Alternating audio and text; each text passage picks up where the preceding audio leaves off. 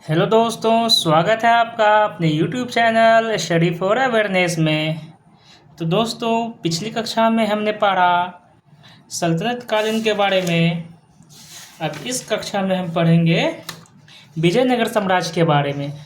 तो दोस्तों, वीडियो थोड़ी सी लंबी हो सकती है, तो आपसे आग्रह है कि वीडियो को पूरा देखें, जिससे आपका रिवीजन अच्छी तरीके से हो सके।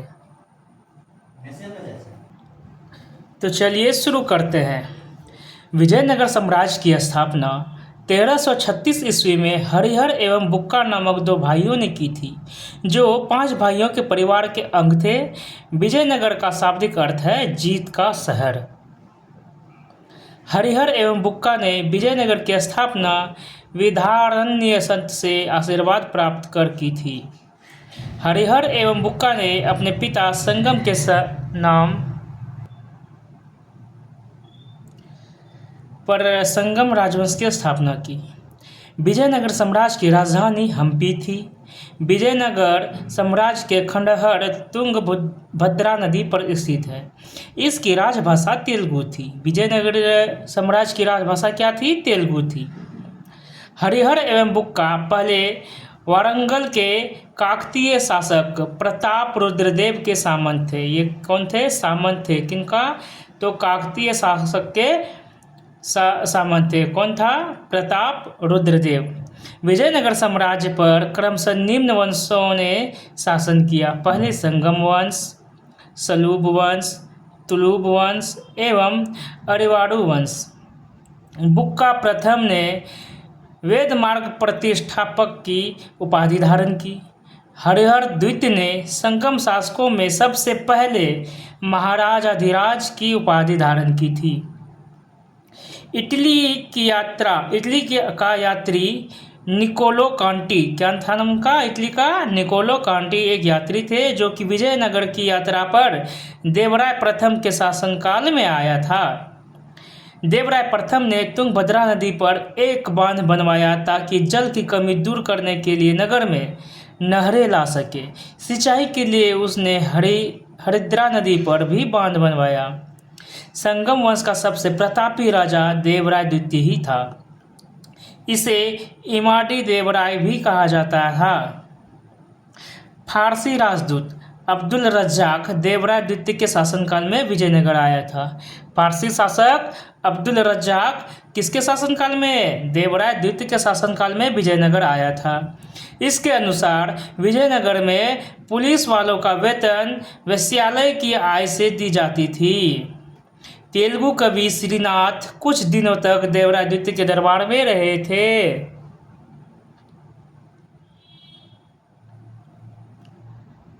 फिर फरिश्ता के अनुसार देवराय द्वितीय ने अपनी सेना में 2000 मुसलमानों को भर्ती किया था एवं उन्हें जागीरें दी थी। तो दोस्तों, कुछ इम्पोर्टेंट वंश के बारे में दिया गया और उनके शासक के बारे में, जैसे संगम वंश के प्रमुख शासक, संगम वंश के बारे में दिया गया है, प्रमुख शासक और उसके जो शासनकाल थे वो। हरिहर 1336 से लेकर 1356 तक, मतलब 20 साल की अवधि तक इनका शासनकाल था। फिर आते हैं बुक्का प्रथम, जो कि 1356 से 1377 ईस्वी तक। फिर आते हैं हरिहर द्वितीय, जो कि 1377 से 1404 ईस्वी तक चलता है इनका शासनकाल। फिर आते हैं देवराय प्रथम 1406 से लेकर 1422। देवराय द्वितीय 1422 से लेकर 1446। मल्लिकार्जुन 1446 से 1465। विरूपाक्ष द्वितीय, जो कि 1465 से लेकर के 1450 ईस्वी तक इनका शासनकाल चलता है।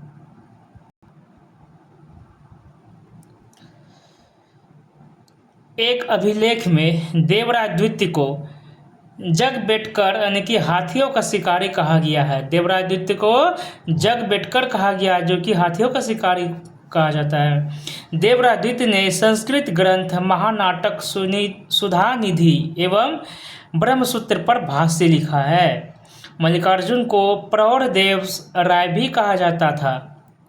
सालुब नरसिंह ने विजयनगर में दूसरे राजवंश सालुब वंश, जो कि 1485 से लेकर 1506 ईस्वी की स्थापना की थी। तुलुब वंश 1505 से लेकर के 1565 ईस्वी तक चली है। इनकी स्थापना वीर नरसिंह ने की थी। तुलुव वंश का महान शासक कृष्णदेवराय था। तुलुव वंश का महान शासक कौन था? कृष्णदेवराय था। वह 8 अगस्त 1509 ईस्वी को शासक बना था। कृष्णदेवराय तुलुव वंश का शासक कब बना था? तो 8 अगस्त 1509 ईस्वी को। सालुव तिम्मा कृष्णदेवराय का योग्य मंत्री एवं सेनापति था। क्या नाम है उनका? सालुव तिम्मा। बाबर ने अपनी आत्मकथा बाबरनामा में कृष्णदेवराय को भारत का सर्वाधिक शक्तिशाली शासक बताया है। कृष्णदेवराय के शासनकाल में पुर्तगाली यात्री डोमिगोस पायस, क्या नाम है? पुर्तगाली यात्री डोमिगोस पायस किसके शासनकाल में? तो कृष्णदेवराय के शासनकाल में विजयनगर आया था। कृष्णदेवराय के दरबार में तेलुगु साहित्य के 8 सर्वश्रेष्ठ कवि रहते थे, जिन्हें अष्टदिग्गज कहा जाता था। उसके शासनकाल को तेलुगु साहित्य का क्लासिक युग कहा गया है। कृष्णदेवराय ने तेलुगु में अमुक्तमाल्याद एवं संस्कृत में जाम्बवती कल्याणम की रचना की है। पांडुरंग महात्म्य की रचना तेनाली रामकृष्ण ने की थी। नागलपुर नामक नए नगर हजारा एवं विट्ठल स्वामी मंदिर का निर्माण कृष्णदेवराय ने करवाया था। कृष्णदेवराय की मृत्यु 1529 ईस्वी में हो गई। कृष्णदेवराय ने आंध्र भोज, अभिनव भोज और आंध्र पितामह आदि उपाधि धारण की थी। तुलु वंश का अंतिम शासक सदाशिव था। तुलु वंश का अंतिम शासक कौन था? सदाशिव था। राक्षसी तंगड़ी या तालिकोटा का या बन्नीहट्टी का युद्ध 23 जनवरी 1565 ईस्वी में हुआ। राक्षसी तंगड़ी या तालिकोटा या बन्नीहट्टी का युद्ध 23 जनवरी 1565 ईस्वी में हुआ। इसी युद्ध के कारण विजयनगर का पतन हो गया। विजयनगर के विरुद्ध बने दक्षिण राज्यों के संघ में शामिल था बीजापुर, अहमदनगर, गोलकुंडा एवं बिदर।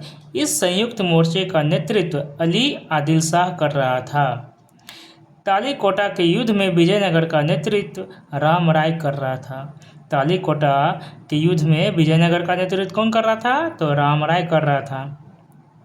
विजयनगर के राजाओं और बहमनी के सुल्तानों के हित 3 अलग अलग क्षेत्रों में आपस में टकराते थे। तुंगभद्रा के दोआब में, कृष्णा गोदावरी के कछाड़ में और मराठवाड़ा प्रदेश में। तालिकोटा युद्ध के बाद सदाशिव ने तिरुमल के सहयोग से पेनुकोंडा को राजधानी बनाकर शासन करना प्रारंभ किया।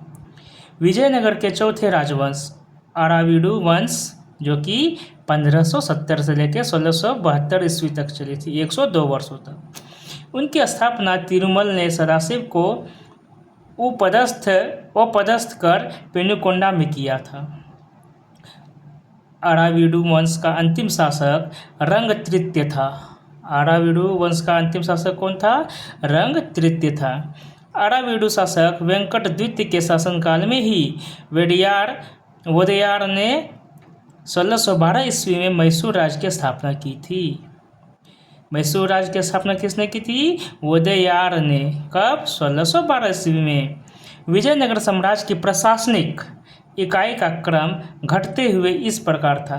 पहले प्रांत, जो कि सबसे बड़ा, उसके बाद आता था कोट्टम या वलनाडु, जिसको जिला कहते थे। उसके बाद आता था नाडु, उसके बाद आता था मेलाग्राम, जो कि 50 ग्राम का समूह होता था। उसके बाद आता था उर, जो कि ग्राम होता था। विजयनगर कालीन सेनानायकों को नायक कहा जाता था। ये नायक वस्तुतः भूसामंत थे, जिन्हें राजा वेतन के बदले अथवा उनकी अधीनस्थ सेना के रखरखाव के लिए विशेष भूखंड दे देता था, जो अमरम कहलाता था। अयंगर व्यवस्था, ये क्या है कि प्रशासन को सुचारू रूप से संचालित करने के लिए प्रशासन को सुचारू रूप से संचालित करने के लिए प्रत्येक ग्राम को एक स्वतंत्र इकाई के रूप में संगठित किया जाता था। इन ग्रामीण इकाइयों पर शासन हेतु 12 प्रशासकीय अधिकारियों की नियुक्ति की जाती थी, जिनको सामूहिक रूप से आयंगर कहा जाता था। ये अवैतनिक होते थे। इनकी सेवाओं के बदले सरकार इन्हें पूर्णतः लगान मुक्त व कर मुक्त भूमि प्रदान करती थी। इनका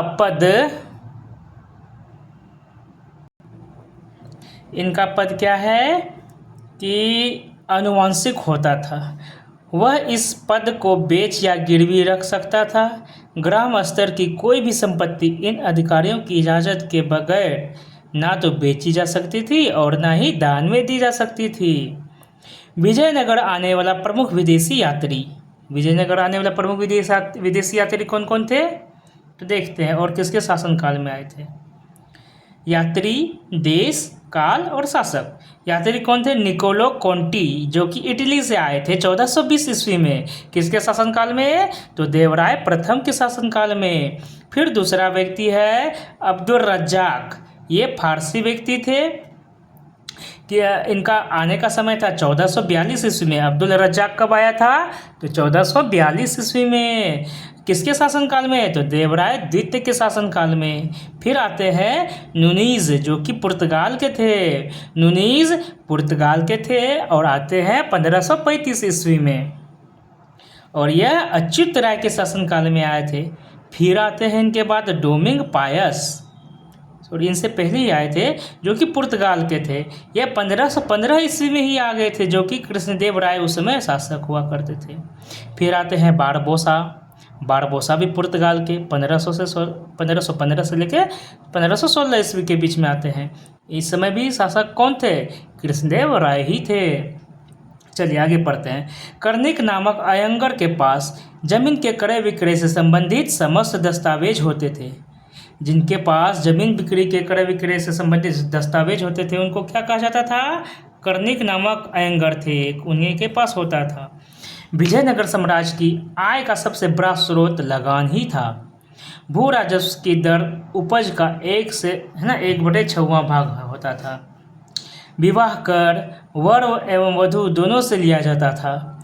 विधवा से विवाह करने वाले इस कर से मुक्त थे। वाह, क्या अच्छी नीति है। उम्बली ग्राम में विशेष सेवाओं के बदले दी जाने वाली लगान मुक्त भूमि की भूधारणा पद्धति थी। रक्त कोड़गे युद्ध में शौर्य का प्रदर्शन करने वाली मृत लोगों के परिवार को दी गई भूमि को कहा जाता था। युद्ध में शौर्य का प्रदर्शन करने वाले मृत लोगों के परिवार को दी जाने वाली भूमि को क्या कहा जाता है? रक्त कोड़गे कहा जाता था। इसका मतलब पूछा जाए कि रक्त कोड़गे क्या था, तो युद्ध में जो शौर्य का प्रदर्शन करने वाले मृत लोग होते थे उनको परिवार को दी जाने वाली भूमि हुआ करती थी।